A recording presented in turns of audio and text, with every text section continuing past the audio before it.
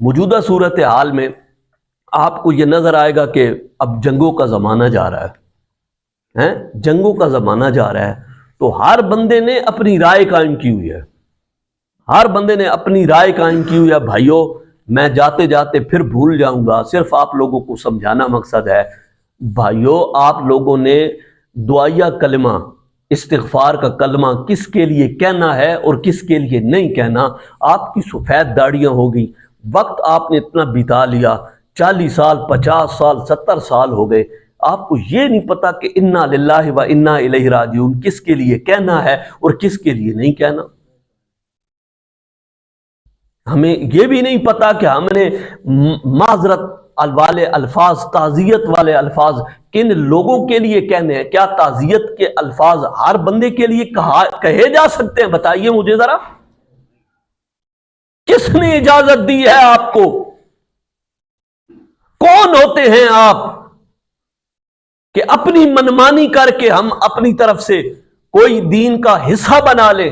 خبردار، کسی کو کوئی اجازت نہیں ہے۔ شریعت نے جو کچھ لکھا ہوا ہے وہی حاکم، وہی سردار اور وہی نگہبان ہے، وہی نگہبان ہے، اسی کے مطابق چلا جائے گا۔ ہم انا للہ و انا الیہ راجعون صرف اس کے لیے کہتے ہیں جو صحابہ کا وفادار بھی رہا اور اہل بیت کا وفادار بھی رہا۔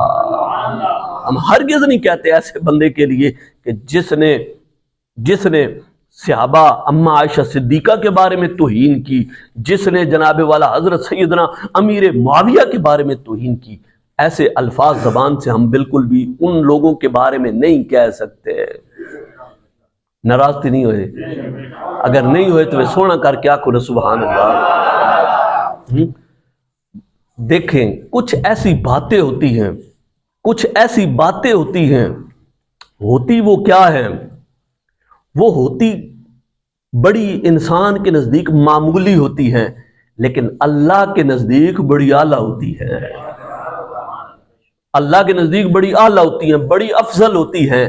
اور یہ چھوٹی چھوٹی باتیں جن کو انسان چھوٹا سمجھتا ہے، انسان کے نزدیک ان کی ویلیو نہیں ہے، لیکن یہ اتنی عظیم و شان باتیں ہیں اللہ کے نزدیک، وہ باتیں بندے کو بھی عظیم و شان بنا دیتی ہیں۔ جی ہاں، بخاری میں حدیث ہے کہ بندہ ایک ایسی بات کر جاتا ہے کہ جو بالکل معمولی سی ہوتی ہے، لیکن اللہ رب العزت کے ہاں بڑی وہ قدر والی بات ہوتی ہے، تو جب وہ بندہ بات نکالتا ہے، میرا رب قیامت تک اس سے راضی ہو جاتا ہے، قیامت تک لکھ دیا جاتا ہے کہ اللہ رب العزت اس بندے سے راضی ہے۔ اور کئی ایسی باتیں ہیں بالکل معمولی ہیں، لیکن اللہ رب العزت ان سے ناراض ہو جاتا ہے۔ بندے سمجھتے ہیں کہ یہ معمولی بات ہے، لیکن اللہ کی ناراضگی اللہ کے ہاں وہ بہت بڑا جرم ہوتا ہے۔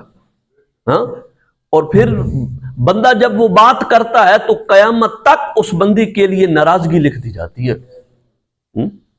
ناراضگی لکھ دی جاتی ہے کہ اس نے یہ جملے یا الفاظ بولے ہیں اور یہ کیوں بولے ہیں۔ تو اس لیے میں ایک جملہ بولا کرتا ہوں کہ پہلے تولو پھر بولو، پہلے تولو پھر بولو۔ پہلے لفظ دیکھیں کہ جو شخصیات آپ کے سامنے ہیں ان کے سامنے آپ نے کیسی لینگویج استعمال کرنی ہے۔ اب پتہ کیا کرتے ہیں؟ اب استاد کو طالب علم گھورتے ہیں، اسکولوں والے طالب علم اپنے استادوں کو گھورتے ہیں، اور اسکول میں جب استاد جاتا ہے تو کوئی ورلا ایسا ہے کہ جہاں عزت اور احترام دی جاتی ہے، لیکن مدرسے میں تم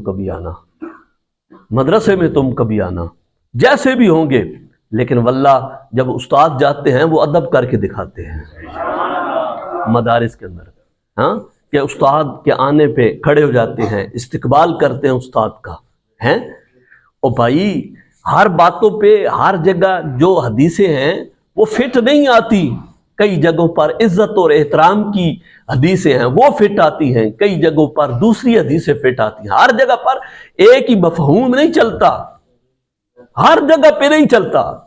ہر جگہ پہ اپنے اپنے فوائد ہیں، اپنے اپنے قاعدے ہیں، قانون ہیں، ان کے مطابق سارا نظام چلتا ہے۔ سمجھ میں آ گئی ہے کہ نہیں آ گئی ہے؟ اللہ رب العزت نے قرآن مجید میں بندوں کو دو ٹوک بیان کیا ہے۔ جب اللہ تبارک و تعالیٰ کے نزدیک کوئی اہمیت والا کام ہوتا ہے نا، اللہ ہر ایک سے نہیں کرتا، اللہ ہر ایک سے وہ بات نہیں کرتا۔ کیسے؟ اب دیکھو یہاں ایک اہمیت والا کام ہے، جیسے روزے رکھنا ہے۔ اب اللہ رب العزت نے پہلے یہ بات ہی یہاں پہ ختم کر دی، یا ایھا الذین آمنوا، اے ایمان والو، کتب علیکم الصیام، روزے تم پر فرض کیے گئے ہیں۔ تو اب ہر ایک کی بات نہیں کی، یہاں صرف ایمان والوں کی بات کی ہے، اور ایمان والوں سے یہ اللہ رب العزت مخاطب ہوا ہے۔ اسی طریقے سے حج کی بات ہے، اسی طریقے سے نماز کی بات ہے۔ کوئی بھی اہمیت والا کام ہوتا ہے، اللہ رب العزت ہر ایک سے نہیں کرتا، اللہ رب العزت خاص لوگوں سے کرتا ہے، وہ بات خاص لوگوں سے کرتا ہے۔